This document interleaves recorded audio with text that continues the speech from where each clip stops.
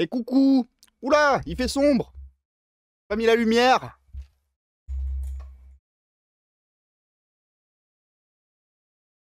Ah, c'est mieux. Oh putain! Oh la grenouille! J'ai l'impression qu'elle fait la gueule, hein! Adieu! Me fait peur l'autre. Du coup, je vais vous parler un peu de Arena, parce que j'ai avancé sur un peu les sites, sur le vocabulaire et sur 2-3 petites notions de règles. Parce qu'en écrivant les compétences, je me suis rendu compte qu'il fallait préciser des choses à certains endroits. Donc on va en parler un petit peu, comme ça fera une deuxième partie un petit peu du live. Puis petite news de la chaîne aussi. On va peut-être d'ailleurs commencer par ça, histoire de poser un peu le truc. Mais il va y avoir 2-3 changements, et il y a 2-3 trucs qui se préparent et qui arrivent. Donc de toute façon, je les annonce dans la semaine, mais bon, là, ceux qui sont là, bah, vous le savez maintenant, comme ça. Il y a...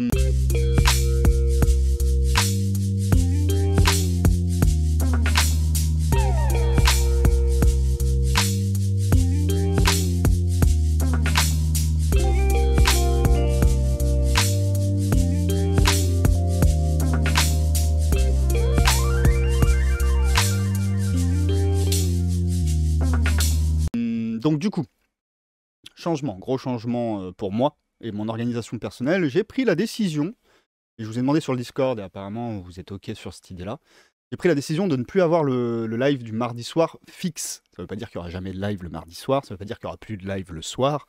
Ça veut juste dire que ce rendez-vous fixe n'existera plus, parce que je me suis rendu compte que bah, souvent, il y a pas mal de jours dans l'année où bah, j'avais fait ce que je voulais le matin, c'était cool, on avait passé un bon moment ensemble le matin, mais le soir, je me forçais un peu à trouver des sujets parce que j'avais promis un live tous les soirs, alors que je préfère arriver plein d'entrain avec une idée de live.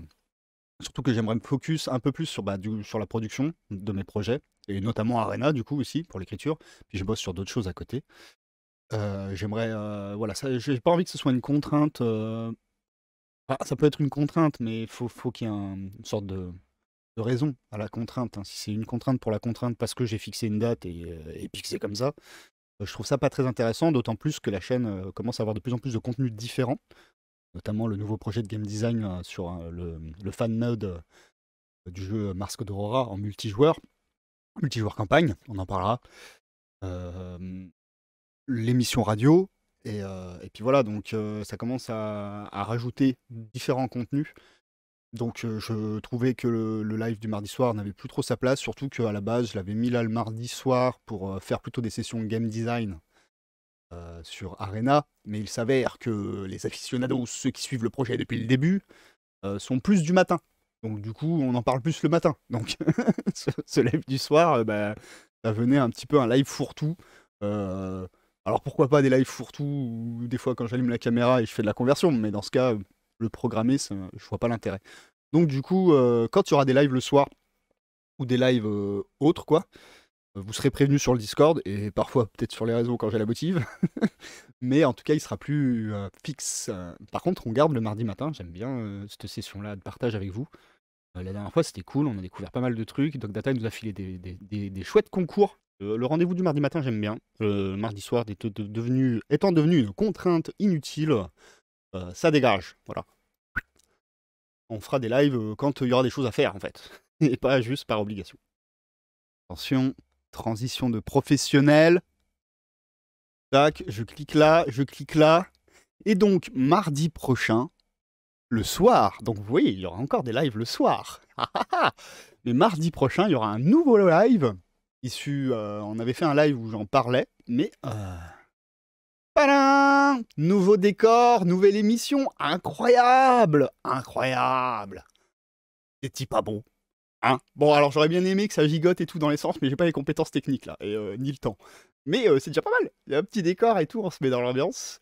Et donc du coup, ouais, mardi soir, on commence le projet de game développement du fan mode sur le jeu Arena. Donc optique multijoueur, boîte à outils création pour joueurs, campagne. Je vous invite à aller voir le live où j'en parle. Il sortira donc en VOD demain, vers 18h. Si vous voulez vous rafraîchir un peu le truc avant de débarquer dans le live. Mais je vous annonce tout de suite que ce live de mardi soir, du coup, là, ce sera un petit peu la première étape essentielle avant de créer un fan mode, j'ai envie de dire. c'est de décortiquer un peu les règles du jeu de base. Donc on va pas faire une lecture des règles exhaustives, etc., etc. Hein, je vous invite à acheter le bouquin si vous ne l'avez pas. Mais par contre, on va essayer de discuter un peu ensemble, justement de ce qui fait la particularité de ces règles-là. Ce qui fait que MCA, Mars Code Aurora, est MCA, pour pouvoir faire un fan mode de MCA. Parce que l'exercice délicat et intéressant que je trouve de faire un game dev de fan mode et non pas un nouveau jeu, c'est que justement, il y a ce questionnement de la frontière, à quel moment on est encore dans le jeu et on est un fan mode, enfin on est un mode de jeu, et à quel moment on bascule dans un autre jeu. Et donc nous, notre objectif, c'est bien sûr d'être un mode de jeu, donc d'avoir encore de garder les sensations du jeu d'origine, de garder un peu voilà la patte qui fait le jeu d'origine. Et donc va falloir réfléchir à tout ça, et pour savoir comment garder la patte du jeu d'origine, faut déjà se demander c'est quoi cette patte. Et donc c'est ce qu'on fera mardi prochain. On va un petit peu mettre Mars Code Aurora sur la table de dissection, et on va faire l'autopsie des règles un peu et des particularités du jeu. Ça va être intéressant. Alors comme j'ai dit, ce projet est un peu différent de Arena. Parce que Arena, il y a une espèce de travail de ping-pong entre vous et Mouais. Mais c'est différent au sens où, sur Arena, je travaille dans mon coin, je vous montre des trucs, vous me faites des retours, vous me balancez des idées, je vous balance des idées, on en parle, on décortique, on se pose des questions de game design, etc., etc., etc. Mais tout n'est pas fait en live, quoi.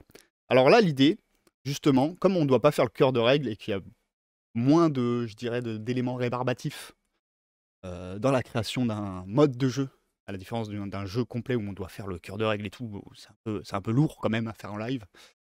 Là, l'idée, c'est vraiment que je développe rien hors des lives. On va vraiment faire le mode de jeu ensemble. Donc du coup, de A à Z, vous aurez la création du jeu, le développement du mode de jeu. Ce qui fait que du coup, c'est sûr, les premiers lives seront plus des lives de recherche, où on va se poser des questions et essayer un peu de définir où on va, quoi. Chercher des idées. Ça va être intéressant aussi. Et ça renoue un peu avec, comme je disais, la raison première pour laquelle j'ai commencé la chaîne, hein, c'est-à-dire partager ces moments de game design et du travail de game design et de développement de jeu avec vous, pas à pas. Donc je trouve que le projet est parfait pour ça. D'ailleurs, c'est bon, c'est actif.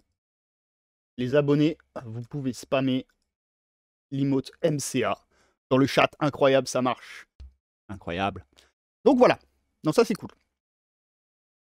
Ça, c'était pour les news un peu. Les news de la chaîne.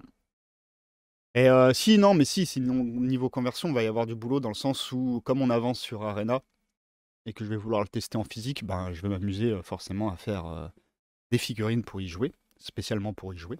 Et j'avais dans l'idée de faire des teams, plusieurs teams, mais à chaque fois de me concentrer sur un éditeur francophone, histoire de représenter un peu le talent de nos créateurs. Et donc du coup, je pense qu'on fera ça, on fera des petites teams à chaque fois. En plus, c'est 3 figurines à chaque fois, donc niveau budget, niveau temps, niveau tout ça, c'est sympa. On va pouvoir passer sur des projets vraiment différents, parce que Arena permet d'avoir des graphismes un peu différents, enfin des styles un peu différents, et ça c'est cool. On va pouvoir s'amuser, on va pas être prisonnier d'un style ou d'un univers grâce à ce jeu. Donc au niveau conversion, on va pouvoir se faire plaisir. Et surtout, je veux faire aussi un plateau de jeu, histoire que ce soit plus marrant pas qu'à tester, quoi, que ce soit un projet global, hobby intéressant.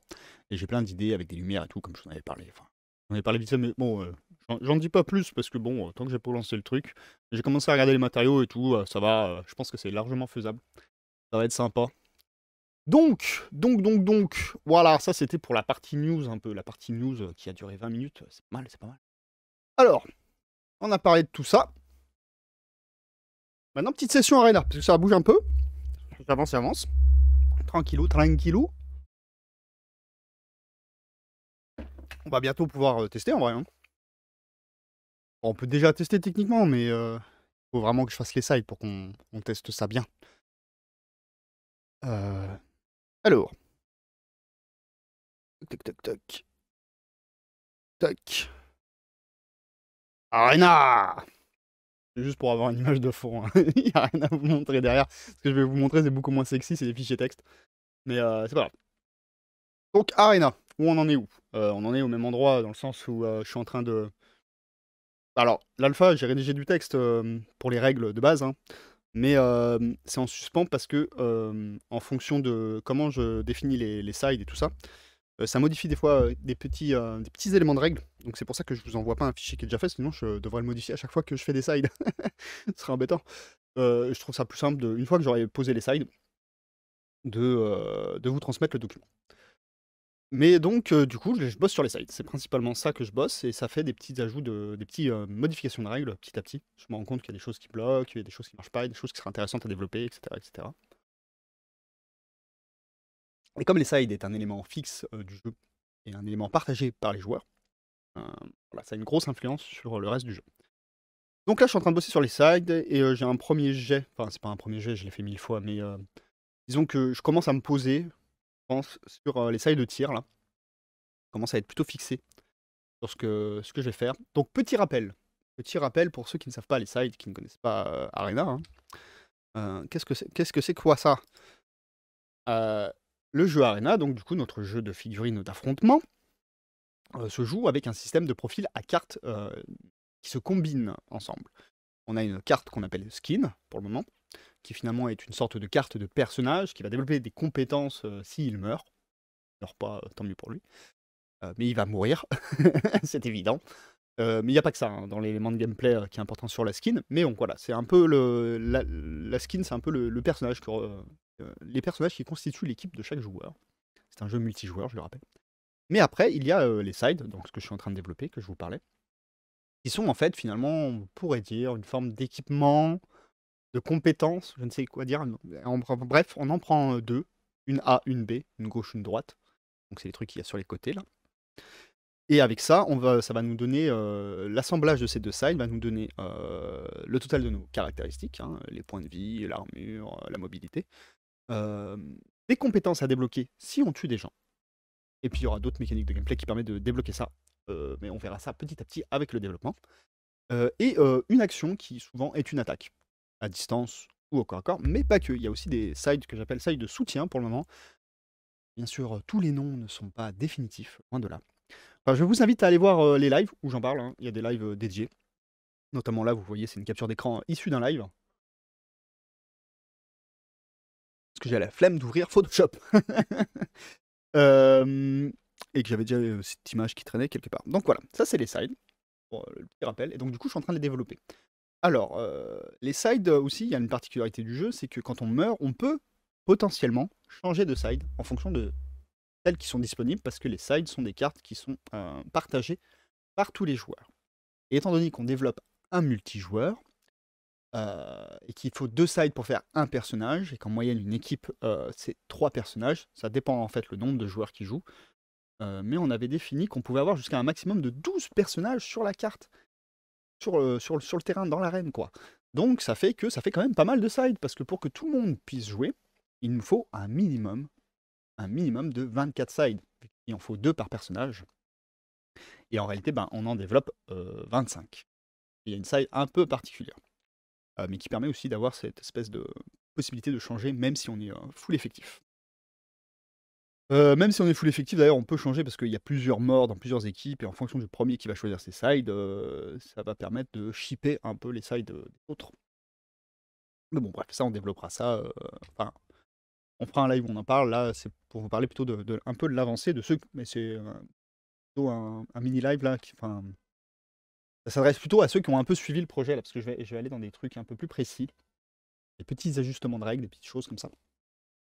Donc je vous invite, fortement, oui, à aller voir, les vidéos et les lives précédents. Bien sûr, je ferai, quand on sera un peu plus avancé et fixé sur les sites, je referai un live, vraiment, récapitulatif de tout ça, bien sûr. Donc, no side, no side, no side. Où j'en suis? Qu'est-ce que ça amène? Qu'est-ce que ça change? Tout ça, tout ça. Paf, c'est quoi ça? Oui, ça, c'est un truc qui est important. Est-ce que je vous parle des sides tout de suite ou est-ce que je vous parle des petites modifications de règles d'abord? Hein, hein.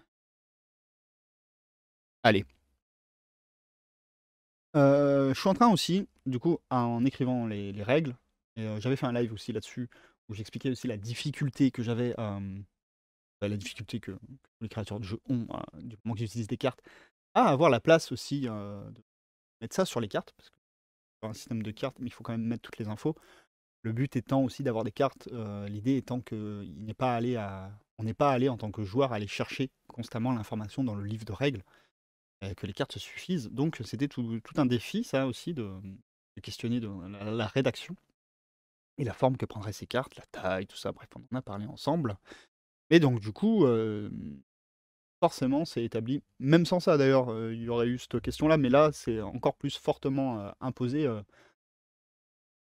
l'obligation de créer du vocabulaire pour avoir des mots-clés, des façons de réduire, la rédaction sur les cartes.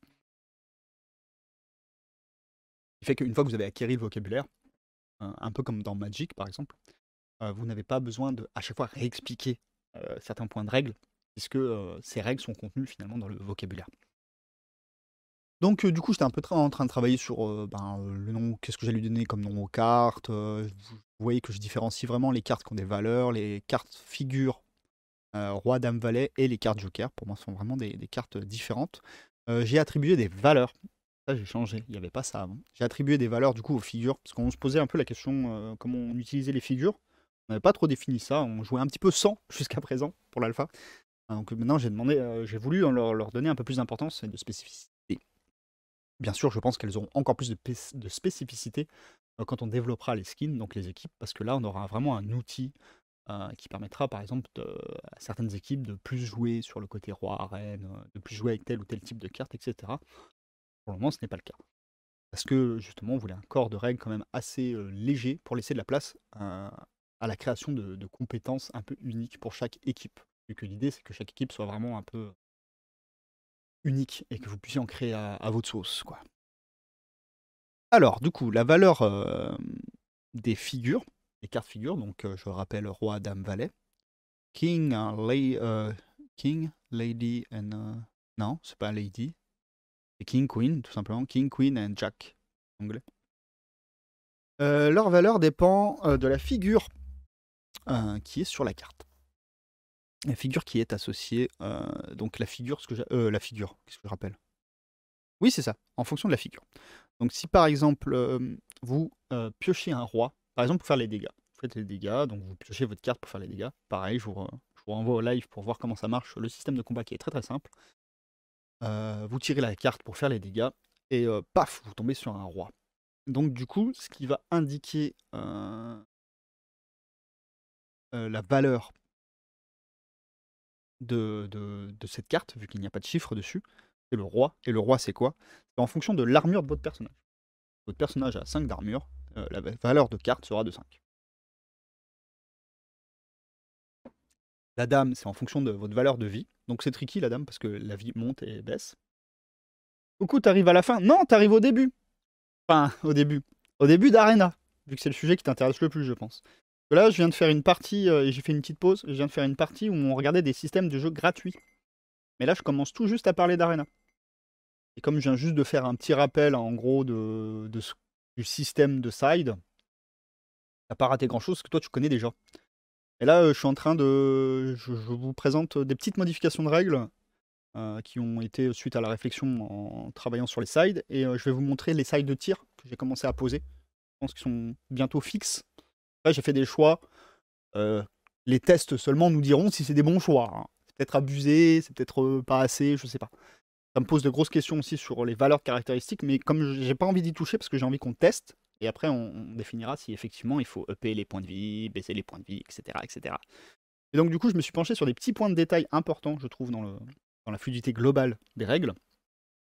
Et notamment, bah là, j'étais en train de dire la définition des valeurs des cartes figures. Quand on tire un roi, qu'est-ce que ça fait? Parce que tu sais, par exemple, quand on tire les dégâts, comme je disais, la valeur des dégâts dépend de ton tirage, par exemple, ou de la carte que tu as utilisée dans ta main. Et donc, du coup, quand tu as un roi, une reine ou un valet, c'est quoi la valeur? Et donc, la valeur, j'ai décidé que pour les figures, pour un personnage qui n'a pas d'effets spéciaux avec, justement, comme il n'y en a pas beaucoup des figures dans un deck, je pense que ça va être un très bon matériel pour nous pour faire des règles spéciales. Et ça, on le conservera principalement, je pense, pour les skins et les compétences d'équipe, quoi.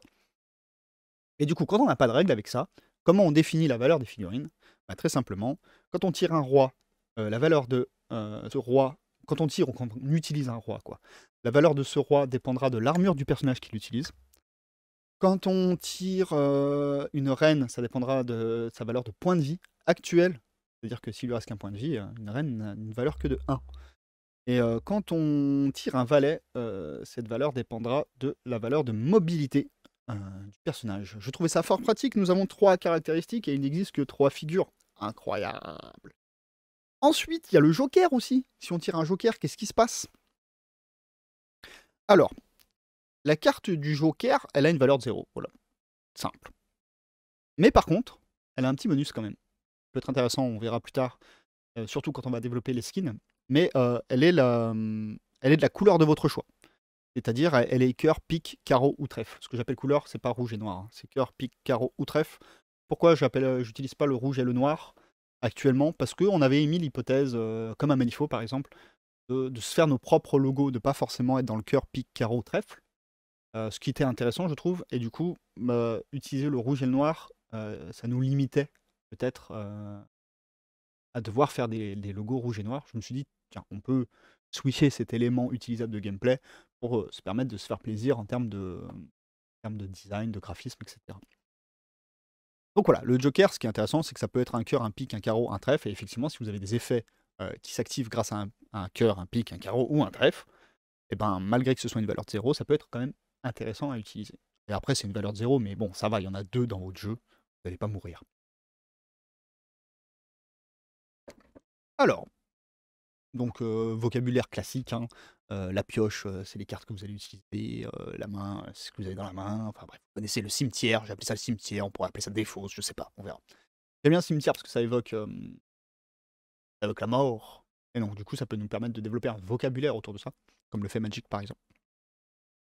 Jouer des cartes, ouais, j'ai commencé à établir des vocabulaires, parce que justement pour gagner de la place, sur l'écriture des compétences sur les cartes, le fait que la façon de jouer la carte soit un mot qui lui est associé, nous permettra d'éviter de devoir faire de longues descriptions sur les cartes et donc de gagner beaucoup de place.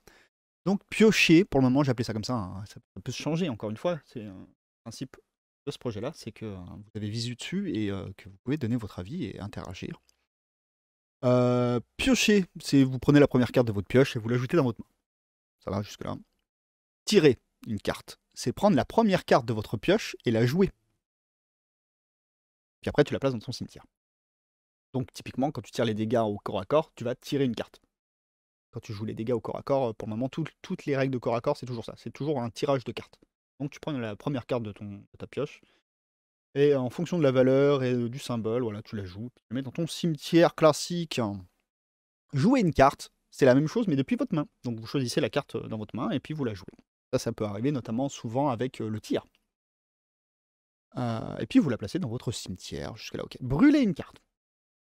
Brûler une carte, vous prenez la première carte de votre pioche, vous la jouez comme un tirage, sauf que vous la retirez définitivement de la partie.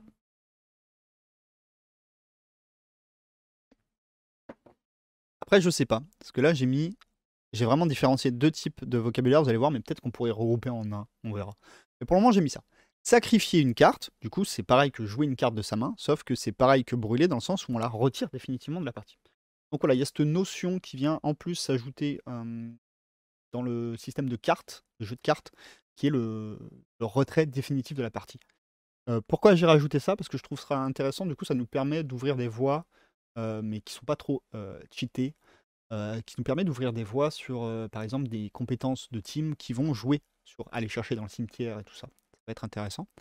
Et aussi, ça nous permet, ben, grâce à cet acte qui est quand même lourd de conséquences de se retirer des cartes du jeu, mine de rien, parce qu'on amoindrit notre deck, on va utiliser à chaque manche, hein, et tout le long de la partie,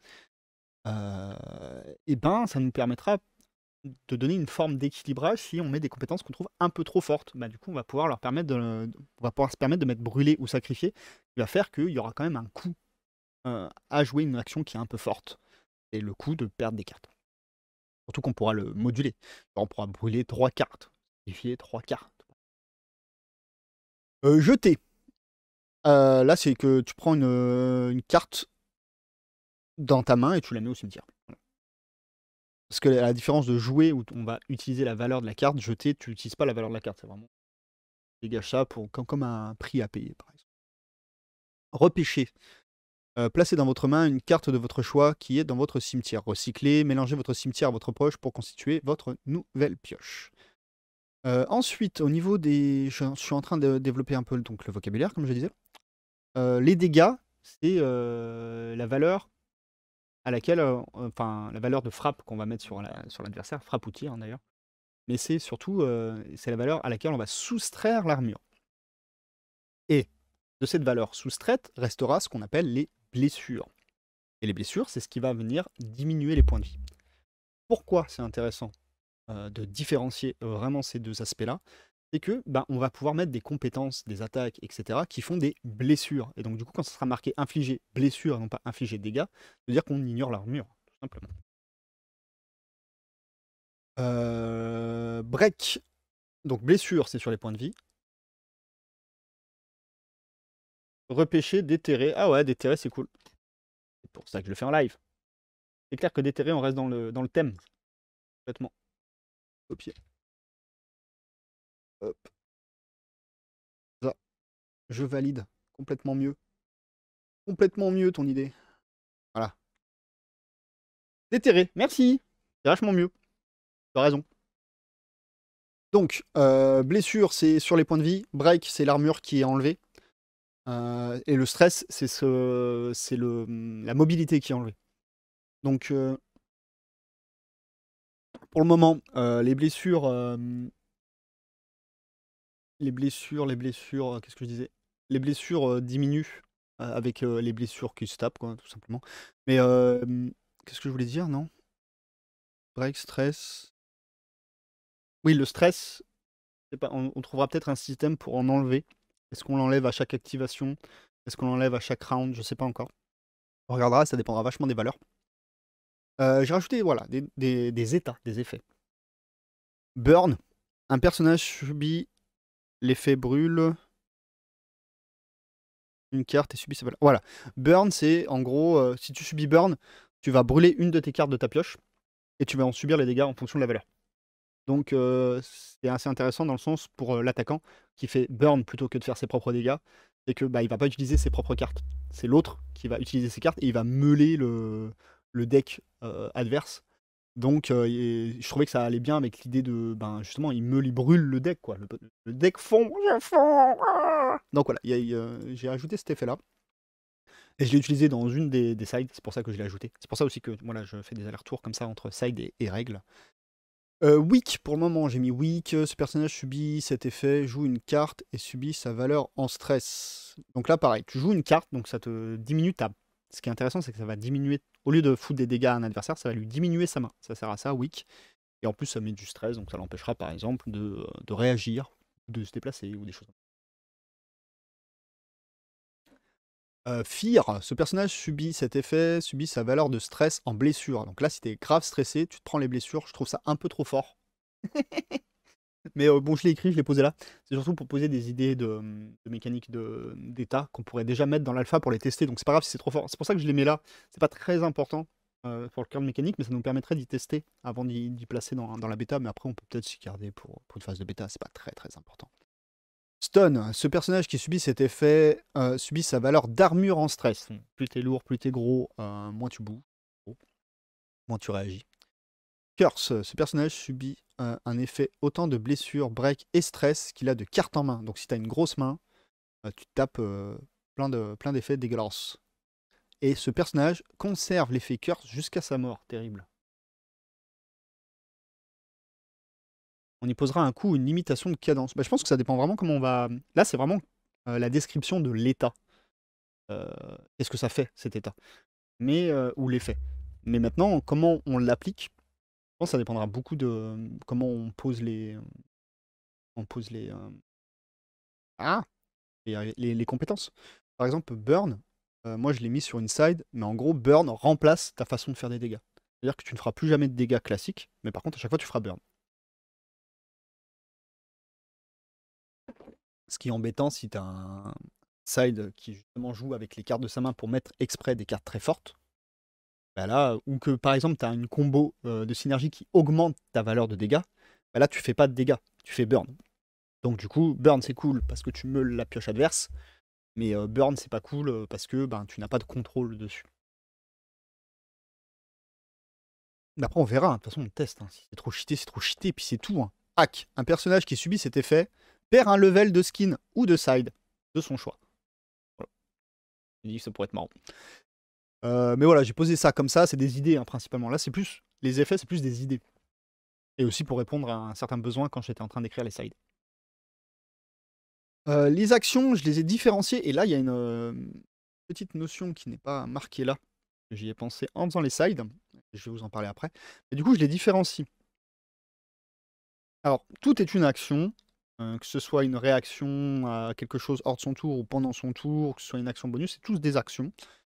Et après, il y a une action qui va être marquée d'un i et une action qui va être marquée d'un point d'exclamation en termes d'écriture, pour que ce soit vraiment compact et petit. Donc, l'action marquée d'un i, c'est ce qu'on appelle une action d'initiative finalement. C'est l'action qu'on joue lors de son activation. Et l'action marquée d'un point d'exclamation, c'est l'action qu'on joue grâce à un effet qu'on appelle d'opportunité. Donc par exemple, il y a des effets qui te disent saisir l'opportunité de tirer. Typiquement, l'Overwatch, c'est une opportunité. Si quelqu'un passe dans ta ligne de mire, tu peux saisir l'opportunité de tirer. Et saisir l'opportunité signifie à chaque fois que vous allez devoir dépenser 1 de mobilité. Donc si vous n'avez plus de mobilité, vous ne pouvez plus saisir d'opportunité. Mais par contre, les opportunités, à la différence des actions d'initiative, les opportunités, tu peux les jouer dans ton tour ou hors de ton tour, on s'en fout du moment que tu réponds aux conditions de la dite action, de la dite opportunité. Comme ben, l'Overwatch, le fait que la personne passe dans ta ligne de mire. Et donc il y a beaucoup de mécaniques basées sur cette question d'opportunité et beaucoup de combos à faire sur cette question d'opportunité. Ça concerne surtout Fear. Non mais Fear il est abusé en vrai. Je pense qu'il faut le changer. Fear il est trop abusé. Mais je voulais qu'il y ait une idée de mécanique de peur, mais pour le moment j'ai pas eu besoin d'en développer, donc après on pourra la virer pour l'alpha. Pour le moment je pense pas que dans les sides il y a des mécaniques de Fear. Mais c'est clair que ce sera des idées. C'était pour lancer des idées en fait sur, voilà, sur des thématiques d'effets. Comme ça nous servira d'outil après pour quand on construit nos équipes, nos skins. Mais voilà, il n'y a rien de posé là-dessus. À part, comme je te dis, Burn. Burn, je l'ai vraiment utilisé, mais les autres, pour le moment, je l'ai pas utilisé encore. Ploup. Donc voilà, il y a ces deux types d'actions qui sont importantes, et j'ai rajouté un petit changement, parce que j'ai réalisé que par exemple, on pouvait, jusqu'à présent, on jouait les actions qu'on voulait en gros, parce qu'on avait les actions disponibles. Et donc si par exemple on avait deux actions, j'ai réalisé qu'on pouvait jouer 2 fois la même action de tir, et donc du coup j'ai réalisé qu'on pouvait parfois prendre une side juste pour ses compétences, et ne pas l'utiliser. Et j'ai voulu forcer un peu l'utilisation de chaque side. Donc, ce qui fait que j'ai limité les actions d'initiative, donc les actions que l'on joue lors de son tour, à 1. C'est-à-dire que si par exemple tu as 2 actions disponibles, tu ne vas pas pouvoir tirer par exemple 2 fois avec la même arme. Ce qui permet, pour moi, d'obliger les gens à spécialiser leur personnage. C'est-à-dire que si tu veux un tireur qui tire 2 fois, ben, il va falloir prendre deux sides de tir. Si tu veux faire un truc qui fait les deux, qui se bat au corps à corps et qui tire, eh ben, il faut accepter le fait que ben, tu ne pourras tirer qu'une fois pendant ton tour, parce que tu n'es pas spécialiste, tu es moyen. Si tu veux taper 2 chiches au corps à corps, eh ben, il va falloir avoir deux sides de corps à corps, il va falloir spécialiser ton personnage dans le corps à corps. Je voulais vraiment imposer au joueur d'assumer son choix. D'assumer son choix de profil de personnage, c'est-à-dire que pour pas que ça devienne en fait automatique de se dire bah je prends une side de tir, une side de cac, parce que voilà, comme ça je peux gérer toutes les situations. Non, tu veux un bon tireur, tu prends 2 tirs. Tu veux un bon, même si t'aimes pas trop l'autre tir, mais voilà, tu veux un bon tireur, tu prends 2 tirs. Tu veux un bon cac, tu prends 2 cacs. Si tu veux être entre les deux, bah forcément il va falloir, tu vas avoir moins de possibilités que si tu étais spécialisé dans le tir. Donc voilà, donc j'ai décidé de limiter les actions d'initiative, donc les actions qu'on joue lors de son tour, à 1. Donc c'est quoi les actions qu'on a possibles? C'est l'action bah, qui est définie sur ta side, donc souvent une attaque. Et comme je dis, il n'y a pas que ça, parce qu'il y a des sides de soutien, on en parlera après. Et donc du coup, ben, faire qu'une fois ton attaque de corps à corps avec la side A. Donc par exemple, si tu es au corps à corps, que tu as 2 actions et que tu es au corps à corps avec un mec, et que tu as une side A qui a une action de corps à corps et une side B qui a une action de corps à corps, tu vas pouvoir taper 2 fois. vas faire une action de chacune des cartes. Donc on ne peut faire qu'une action de chaque carte. Le problème, c'est que vous savez, j'avais rajouté, pour gérer la vitesse, j'avais rajouté des actions génériques, hein, qui étaient le sprint et l'attente. Sprint qui te permettait d'aller tout droit, rapidement, d'éviter les overwatch, mais par contre qui t'obligeait à utiliser tout ton mouvement et qui te contraignait aussi à utiliser donc, du coup, toute ta mobilité et de ce fait ne plus pouvoir réagir pendant les autres tours, mais ça peut être important pour toi parce que ça te permettait aussi d'acquérir une vitesse supplémentaire. Vous pouvez par exemple te passer à une vitesse supplémentaire qui t'offrait 2 actions au tour prochain, etc. Et l'attente, justement, ça permettait de baisser sa vitesse si tu en avais besoin. Parce que ça peut être intéressant de jouer dans des vitesses plus basses, hein. On l'avait vu avec les vitesses, par exemple, le fait d'être en pause, ça te donne 2 actions. C'est pas déconnant. Par contre, tu bouges pas. Et ça met fin à ton activation. Le personnage pourra donc s'activer. Ah oui, et voilà. C'était aussi un pass token. Ça te permettait de pas jouer tout de suite. Fin à ton activation, puis tu rejoues après. Donc il y a une action par side, oui. C'est une mécanique qui se heurte au skin, 100% de chance qu'on la contourne. De quoi, le fait qu'on ait les actions? Parce que du coup, ma solution, rappelez-vous, pas ma solution, j'avais mis les vitesses sur les skins. Bah, du coup, ces actions génériques. Merde. C'est où? C'est là. Ces actions génériques seraient des actions génériques de skins. Ce qui fait qu'on pourrait, par exemple, on a des actions, on pourrait faire un sprint et attaquer. Ou alors, voilà. Ce serait une action de skin, ce qui nous permettrait d'avoir les. Effectivement, de ne pouvoir jouer qu'une action. Ce qui amènerait du coup un nouvel outil de développement des skins, qui serait que peut-être que certains skins, ou peut-être toutes les skins, hein, aient leur propre action en plus. C'est-à-dire qu'en plus de sprint et d'attente que tout le monde a, certaines skins auraient d'autres actions spéciales. Il aurait dédié. Ou qui pourraient être développées, débloquées justement en level up.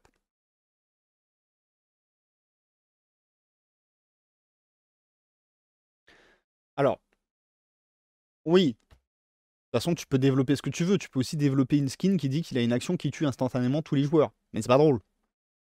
Ça s'appelle craquer le jeu. C'est pour ça qu'il faut qu'on ait un système entre nous d'auto-validation des équipes. On mettra ça en place quand on est un peu plus actif sur le jeu, quoi. Mais elle est contournée que si c'est accepté qu'elle soit contournée. Si tout le monde fait à chaque fois une skin qui dit on n'est pas obligé de suivre la règle, de toute façon, si à chaque fois que vous écrivez une règle de skin, c'est pour contourner une règle du corps de base, faut déjà se fixer cette règle, enfin cette idée que ben non, ça va pas. Ça va pas d'essayer de tricher à chaque fois. On peut se le permettre une fois de temps en temps sur des skins d'essayer de contourner les règles de base, mais si c'est systématique, ton équipe est pas équilibrée et respecte pas le jeu. Donc elle a pas l'auto-validation de la commu, quoi.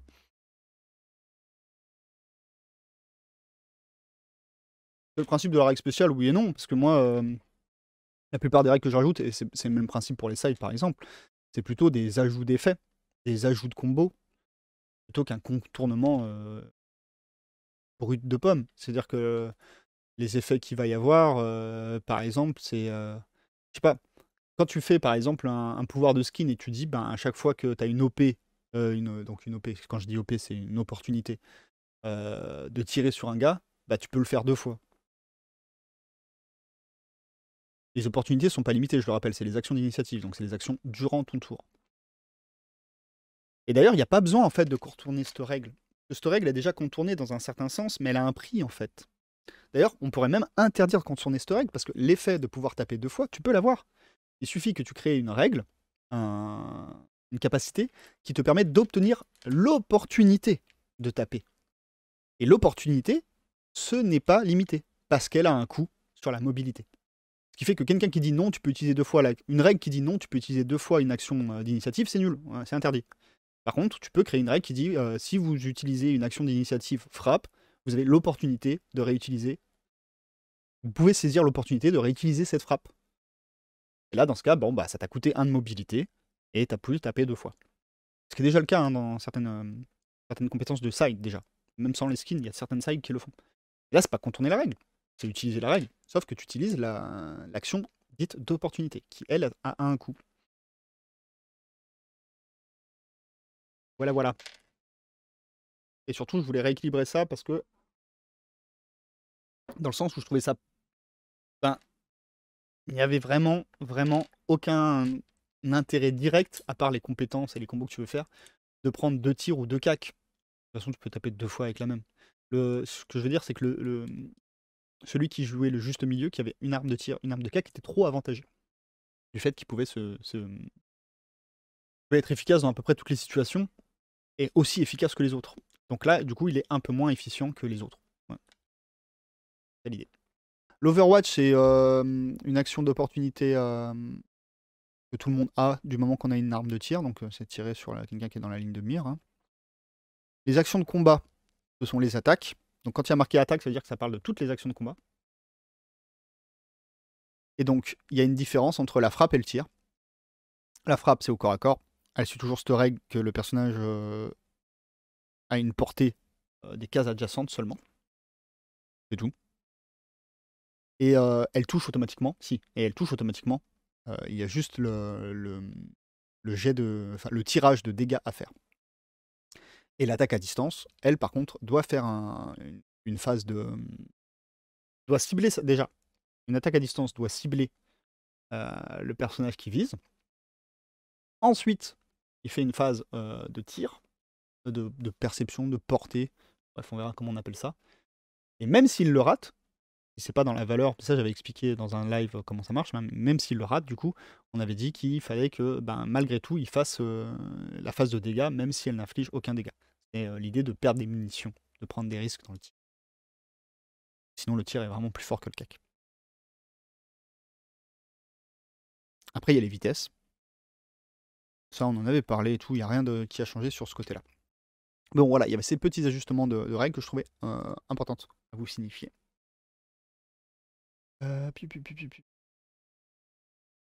Et maintenant, les sides de tir.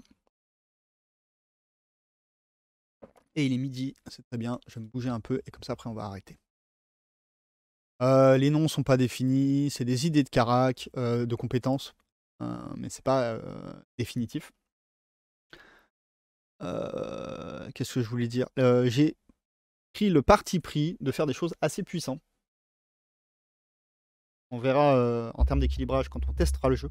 Mais parce que j'ai réfléchi et dans ma réflexion, je me suis dit, comme on meurt souvent et que toutes les compétences de side, on les perd, quoi qu'on meurt.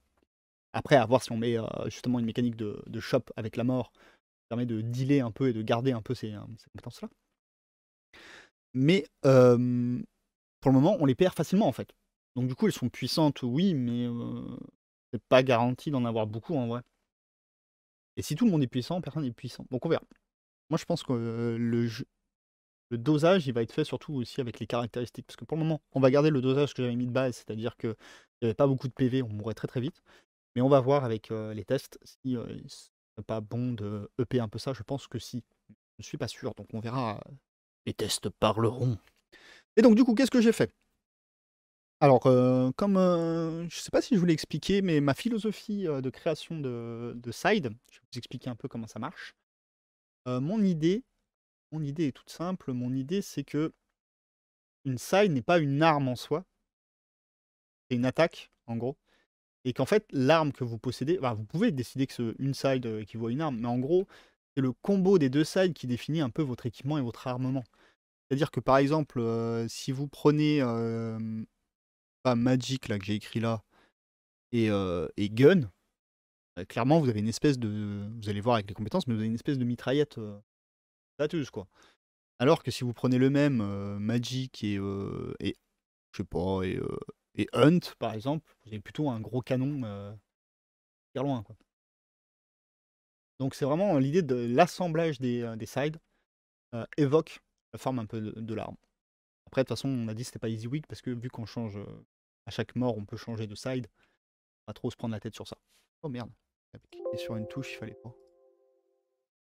Mais voilà, il y a ça. Et après, j'ai une autre philosophie de création. J'essaye de voir un peu comment, quoi, combattre avec qui, avec quoi. Et aussi, j'essaye de le réfléchir que ce que je mets comme compétence sur la side ne combote pas forcément qu'avec, par exemple, une side de tir ne combote pas forcément qu'avec du tir. C'est-à-dire que des fois, ça peut comboter aussi avec du CAC. Il y a intérêt des fois d'aller chercher des synergies en mixant les profils CAC et tir, soutien et tir, etc. Donc je travaille là-dessus et puis à chaque fois je me pose la question de OK, j'ai mis telle compétence, mais maintenant avec toutes les autres compétences, quelle synergie peut y avoir? Quel combo sale peut faire? Est-ce que c'est trop sale? Est-ce que c'est pas assez sale? Bien sûr, c'est que de la théorie et encore une fois, il n'y a que la table qui parlera. Donc Magic, alors c'est des noms, hein, je vous ai dit, hein, c'est des noms parce qu'ils sont là. Après si, il y a une philosophie des noms. C'est-à-dire que j'aime bien que genre Magic Love, ça marche. Magic Gun, ça marche. Quand on les lit, d'affilée, c'est ça. Et si par exemple, j'avais marqué, Gun et l'autre je l'avais appelé, Gun et l'autre je l'ai appelé, je sais pas, mitraillette, Gun mitraillette, c'est un peu naze, tu vois? Donc l'idée c'est que, j'écrive des noms, mais ça on s'en fout. C'est une question de DA, c'est une question on s'en fout. En termes de jeu, on s'en fout. Coucou Birdberry! J'espère que tu vas bien.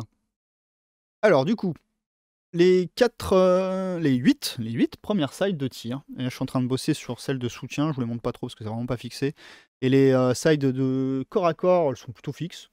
Mais j'ai encore pas mal de trucs à bosser sur les compétences, mais je suis dessus. Donc ça va venir avec. Piou, j'en étais où? Donc la première, Magic. Donc l'idée de Magic, c'est du tir super puissant. Donc P et M. Alors c'est quoi?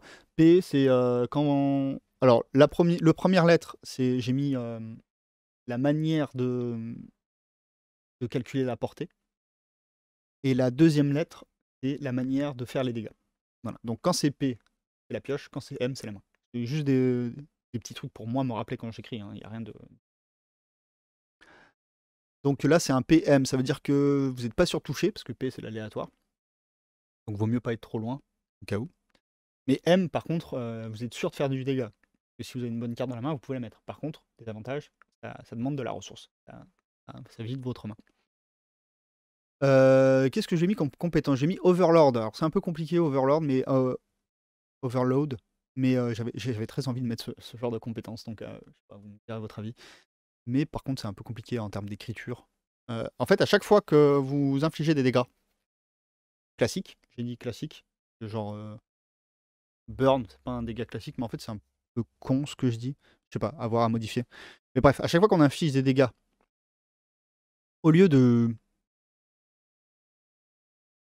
jeter la carte dans le cimetière, vous allez l'empiler à côté de votre carte de personnage. Et pour chaque carte empilée, à chaque prochain tir que vous ferez, vous aurez +1 aux dégâts. À chaque fois. Sauf que si vous empilez une carte qui a une valeur inférieure à celle qui était avant, vous allez quand même faire votre tir, vous allez quand même faire vos dégâts, mais après vous allez vous choper un nombre de... J'ai mis blessure ou dégâts? Est-ce que c'est punitif ou est-ce que c'est pas punitif? C'est punitif. Hein, vous allez subir un nombre de blessures égal au nombre de cartes que vous avez empilées. Voilà, overload. C'est un peu le fuseur, quoi. Non, le plasma, un peu le truc qui finit par te péter dans les doigts si tu fais un peu trop le con. Bullet L, si t'as pas bougé lors de cette activation, après une action, du coup, après l'utilisation de ce tir-là, une action magique, c'est l'utilisation de cette attaque-là, tu peux saisir l'opportunité de faire une nouvelle action magique, donc c'est ce qu'on parlait juste avant Farah. Tu peux agir 2 fois grâce à certaines compétences.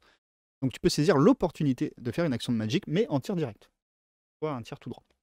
Donc du coup, tu peux effectivement tirer 2 fois avec cette arme. Mais il faut pas bouger pour ça, et il faut utiliser une opportunité, donc c'est-à-dire un point de mobilité. Donc ça demande de la ressource. Et Mirador, tout simplement, la ligne de vue, elle n'est pas que devant toi, elle est sur les 4 côtés. Je sais pas comment je vais écrire ça, rédiger ça, mais l'idée c'est ça, c'est t'as devant, derrière, à droite, à gauche. Donc clairement, le mec, c'est une tourelle vivante.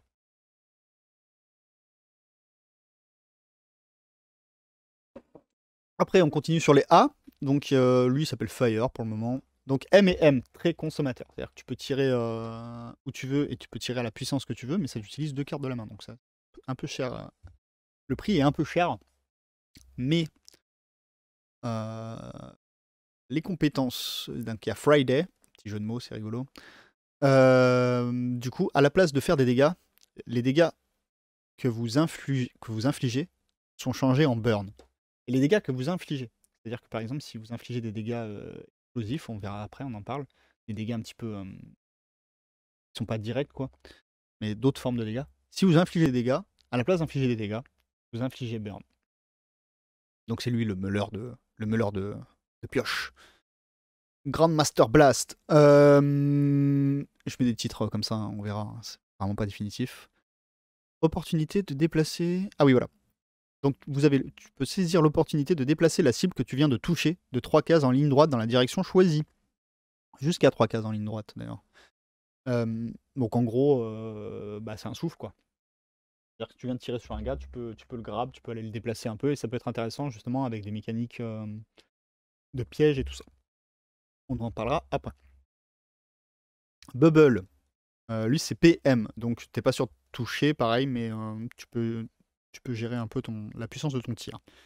Alors Bubble, il a quoi? Il a Splash. Si au moins un personnage était au contact du personnage que vous avez ciblé et touché, par une de vos actions de tir, donc pas forcément celle de Bubble, on peut tirer avec une autre side, vous pouvez saisir l'opportunité de tirer avec cette side sur l'un d'entre eux. C'est-à-dire qu'en gros, s'il y a quelqu'un qui est au contact de votre cible de tir, et que vous arrivez à toucher cette cible de tir, vous le ratez pas. Pas forcément blessé, hein, juste arriver à toucher. Là, vous pouvez saisir l'opportunité de tirer sur un mec qui est à côté. En gros, c'est une rafale. Hold up. Blesser une cible lui force à remplir les cases libres autour de lui d'un crédit par case issu de ses propres poches. En gros, tu tires sur un mec, s'il avait des crédits sur lui, il est obligé de les déposer autour de lui, si c'est libre. C'est une manière rigolote de faire tomber des trucs. Et de piquer des sous. Reload. Bah reload, c'est simple, hein, c'est piocher une carte. C'est une action toute simple. Tu pioches une carte. Alors attention, c'est piocher une carte au lieu de faire cette action. C'est-à-dire qu'au lieu de tirer avec Bubble, ben, tu pioches une carte. Reload. C'est une action très simple mais très efficace et je pense qu'il va être très utile dans le jeu parce que la ressource de la main, ça va être important. J'ai pas mis de limitation de main d'ailleurs. Je sais pas si c'est nécessaire, je pense pas. Je pense qu'on va vraiment les bouffer. Et justement, si on met pas de limitation de main, ça peut être... Bon, après, c'est une mécanique qui peut être intéressante aussi. Les limitations de main, on verra. Mais pour le moment, j'en ai pas ressenti le besoin. Crazy. Donc Crazy, c'est aussi un PM. C'est la plus répandue PM. Multi-target. Vous pouvez... Alors je le rappelle, hein, pour débloquer ces trucs, il faut arriver à tuer des gens. Hein, et vous les perdez dès que vous mourrez. Donc quand vous revenez, vous êtes tout nu. Hein, vous avez plus ces compétences. C'est ça qui est chaud aussi. C'est pour ça qu'elles sont puissantes. Parce qu'on va pas forcément trop les garder. Et c'est pas forcément évident de les avoir. Multi-target. Donc vous pouvez cibler jusqu'à 3 cases différentes. Ah oui, alors j'ai pas défini. Est-ce qu'on cible des cases? Est-ce qu'on cible des personnages? Vous voyez, il y a plein de petits détails qu'il faut que je règle. Mais en gros, je vais vous l'expliquer plus simplement sans lire. En gros, tu peux cibler 3 personnages différents. Tu peux avoir 3 cibles différentes. Et tu vas effectuer ce tir sur ces 3 cibles différentes. Par contre, le désavantage, c'est que la résolution des dégâts... Attends, et vous pouvez cibler... Et pas forcément qu'avec ce tir, avec n'importe quel tir. Donc tu peux faire ça avec une autre side, avec la side B, avec le tir de la side B. Donc, avantage, tu vas cibler 3 personnes en un seul tir et avec une seule carte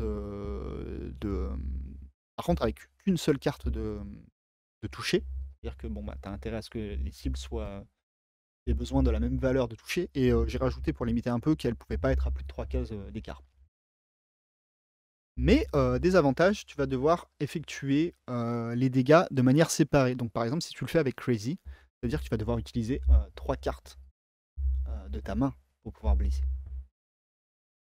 Donc c'est très très consommateur. Par contre, ça peut être intéressant justement d'aller chercher une side de l'autre côté, hein, de faire une double side de tir et d'aller chercher une side qui, lui, a une utilisation de munitions en P. Donc du coup, ben, c'est juste ta pioche et ça ne diminue pas ta main et ça peut devenir très intéressant. Bombarde. Les tirs ont désormais le choix de leur règle de toucher entre celle d'artillerie ou la leur. Donc en gros, l'artillerie, c'est quoi? C'est... vous piochez une carte, vous ne visez pas. À la différence des autres, vous ne déclarez pas une cible, vous visez rien du tout. Vous piochez une carte et vous devez sélectionner une case qui est à la distance exacte de la valeur de la carte que vous avez piochée. Et c'est sur ça que vous tirez et vous ignorez les décors. Voilà, c'est ça l'artillerie. Donc c'est un peu aléatoire. Mais justement, en cumulé avec d'autres sites, ça peut être très très intéressant. Et justement, cumulé avec multi-target, bah, par exemple, vous allez pouvoir sélectionner 3 cases sans vous préoccuper des décors. Ça peut être très très intéressant. Ou avec une side, par exemple, qui choisit sa distance de tir. Bah non, non, non, parce que ça change. C'est soit artillerie, soit sa distance de tir. Donc non, j'ai rien dit. Non, mais ça peut être intéressant, vous allez voir avec d'autres sites. Je vous laisse envisager les choses. Et Big Brother, les OP tir ne coûtent aucun PM. Ça veut dire que vous allez pouvoir utiliser l'Overwatch sans jamais, entre autres, il n'y a pas que l'Overwatch, mais sans jamais baisser votre mobilité, ce qui peut être très très très très intéressant. De l'autre côté, les side B. Alors Love, armor piercing classique, les attaques ignorent 2 PA, donc 2 points d'armure de la cible. Donc si le gars avait 2 d'armure, c'est comme s'il en avait pas. S'il avait 3 d'armure, vous allez retirer que 1 à vos dégâts, parce que vous en ignorez 2. Cupidon, les dégâts de cette attaque sont changés. Alors c'est sont changés, vous n'avez pas le choix. Si vous prenez Cupidon, du coup, avec cette attaque, au lieu de faire des dégâts, comme vous l'auriez fait d'habitude, vous allez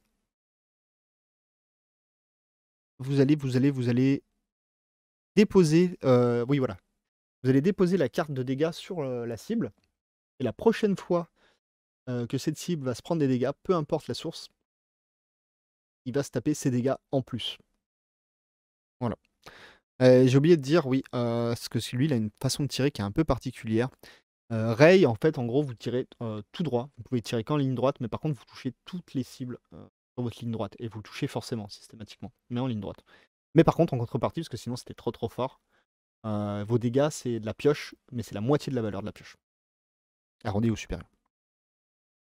Et Lightning Strike, si vous blessez une cible, elle subit slow. Donc en gros, si vous arrivez à blesser quelqu'un, ben, elle est ralentie. Et c'est si vous blessez une cible. Donc ça veut dire que ça marche aussi avec les compétences qui font des blessures. Ça marche aussi avec vos attaques de tir autres que celles-ci. Ça marche aussi avec vos attaques de cac. C'est un truc qui synergise avec d'autres choses. Poupie. Poupie, lui, c'est facile, c'est pioche-pioche, c'est full aléatoire. Par contre, alors, ses compétences. Prank. D'ailleurs, pourquoi je l'ai mis là et je l'ai pas mis là et... Je sais pas trop ce que je fais, je suis fatigué. Je dors peu la nuit. Prank. Vous pouvez saisir l'opportunité de déposer un piège sur la dernière case que vous quittez. Lorsque vous quittez une case, j'ai mal écrit. Donc en gros, vous pouvez payer un de mobilité supplémentaire. Quand vous vous déplacez, vous payez d'un de mobilité. Mais vous pouvez payer un de mobilité supplémentaire pour poser un piège, un poupe. Voilà. Alors les pièges, comment ça marche? Si on arrive dessus, on se prend un dégât. Qu'on tire de sa propre pioche d'ailleurs, issu de sa propre pioche, pas de la pioche de la personne qui a déposé le piège. Hit Trap, vos attaques peuvent viser des cases libres. Donc voilà, si en fait j'avais décidé, quand on cible avec une attaque de tir, on cible bel et bien un personnage. Mais grâce à cette compétence, on peut cibler une case libre. Sauf quand on est artillerie aussi, on peut viser une case libre. Mais là, n'importe quel tir pourrait viser une case libre, ce qui devient intéressant, vous allez le voir après pourquoi. Déposer un piège sur une case libre touchée par vos attaques à la place d'effectuer leurs dégâts. Oui, voilà. Tu peux viser une case libre, et si tu le fais, donc si tu vises une case libre au lieu de viser un personnage, et ben du coup tu poses un piège dessus. Ça permet de tirer des pièges un peu plus loin. Et par exemple, ben, quand tu prends, tu le cumules avec artillerie, ça veut dire que tu peux poser des pièges un peu n'importe où sans te soucier du décor, c'est assez rigolo. Et kaboum, votre mort provoque des dégâts P explosion depuis votre case de trépas. Donc en gros, quand tu crèves, explose. Et donc tous ceux qui sont autour, ils se prennent un dégât. Je sais pas si j'avais dit torpedo. Ouais, non, je l'avais pas dit, je suis en train d'y penser. Mais torpedo, c'est très fort aussi avec ça. Que torpedo, vos attaques ainsi que vos pièges ont explosion. C'est-à-dire que quand un piège se déclenche, ou quand tu fais une attaque, ça tape aussi les gars sur les côtés. D'ailleurs, je dis sur les côtés, mais en fait, c'est sur les côtés en croix. Parce que sinon, ça touche toi, c'est un peu relou. Quoi que ça pourrait, on verrait à réfléchir. Gun. Alors, shoot PP, donc full aléatoire aussi, mais donc pas consommateur. Portal gun. Après une attaque, donc c'est après une attaque, c'est pas un choix, t'as pas le choix, maintenant t'es obligé de le faire.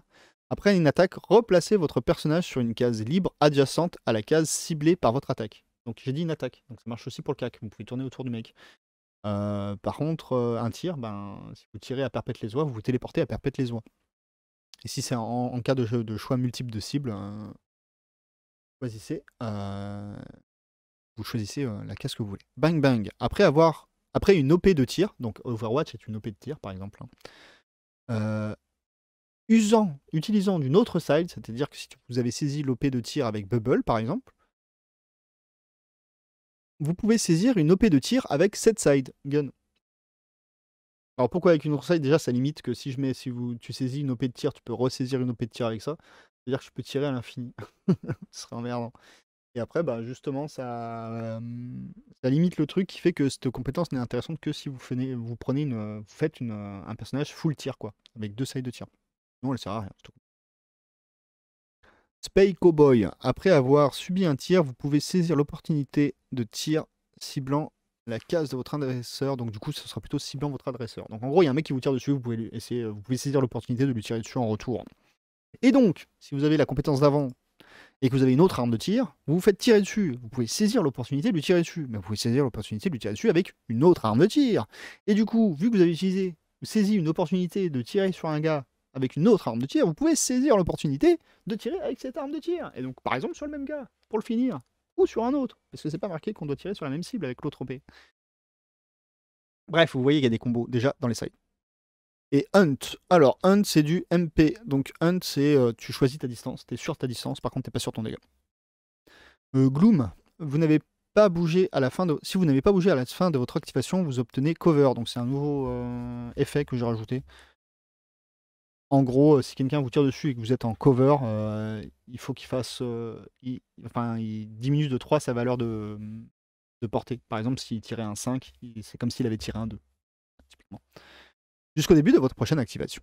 Donc en gros, le mec il se cache. Critical Blow. Ah, Critical Blow c'est violent.